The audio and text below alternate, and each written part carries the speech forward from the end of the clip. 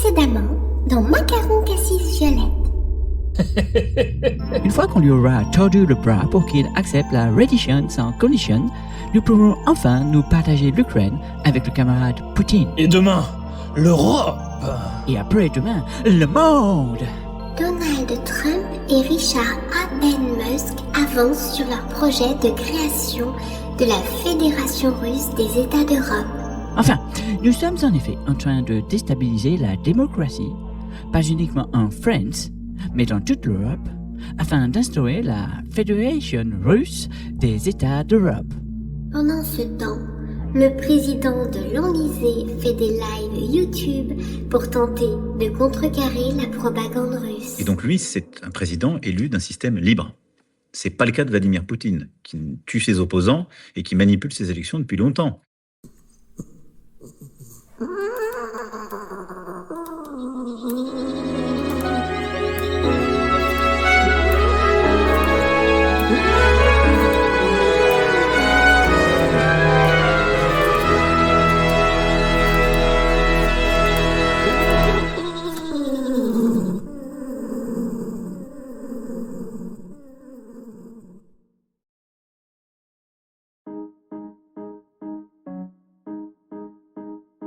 Le domaine des dieux, le New Lux, même à Gaza.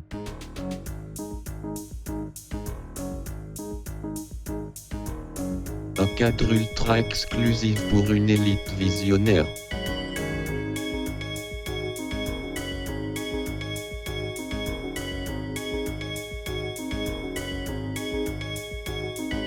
Penthouse Panoramic View, Like Heaven, Bud Real. Rooftop Lounge et SPA privé, chill, prestige et champagne non-stop. Sécurité 24/7, parce que votre peace of mind est priceless. Last Uni Dispo, don't miss your chance to level up.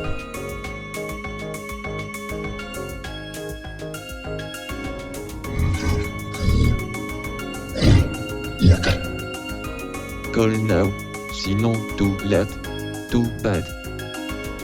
Domaine des dieux. Raven Gods. What a movie!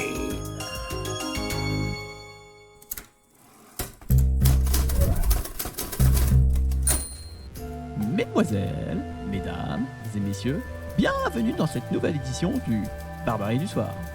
Pour cet éditorial, je voudrais revenir sur la vision d'un grand homme. Donald Trump mériterait le prix Nobel de la paix. En grand visionnaire, il nous a offert le rêve d'une bande de Gaza enfin apaisée, où la guerre n'est plus qu'un lointain souvenir, ainsi que la population palestinienne. Pendant ce temps, l'Europe se prépare à la guerre, multipliant les provocations à la frontière de la Russie. Zelensky, qui s'est lancé dans une guerre hasardeuse il y a 3 ans, refuse obstinément de faire un pas vers la paix, risquant d'entraîner le monde entier dans un conflit meurtrier. Mais voyons le positif. La vente d'armes va faire marcher les affaires et peut-être sortir notre pays du marasme économique pour enfin renouer avec la croissance.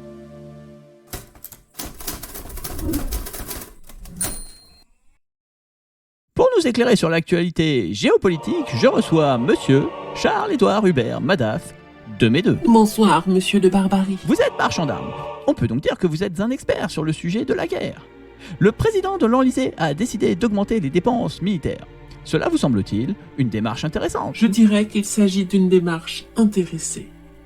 Le bon business model, c'est de créer le besoin chez le consommateur. Avec une politique de l'offre ambitieuse, il est possible de relancer toute l'industrie du pays. Pensez-vous qu'avec la guerre qui approche, la croissance pourrait suffisamment augmenter pour nous permettre d'approcher le plein emploi? Pas seulement l'approcher, l'atteindre. Il y a 2 phénomènes à l'œuvre qui se combinent pour assécher les listes du chômage. Premièrement, l'industrie des armes va devoir embaucher massivement. Deuxièmement, sur le front, le turnover se chargera du reliquat de chômeurs en un rien de temps. Le turnover sur le front? Oui, le taux de remplacement des soldats disparus pour défendre leur patrie.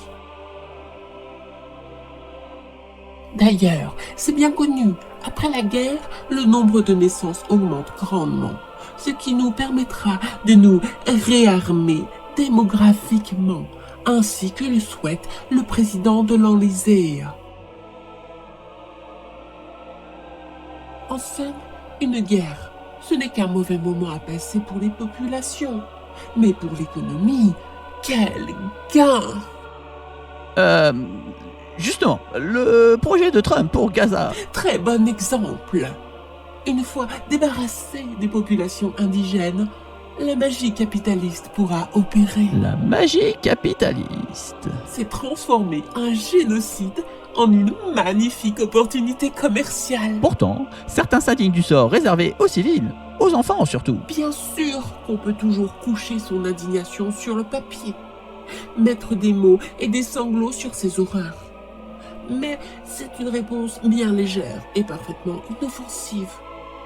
La conscience humaine n'est plus façonnée par les livres, mais par les hyènes de la politique.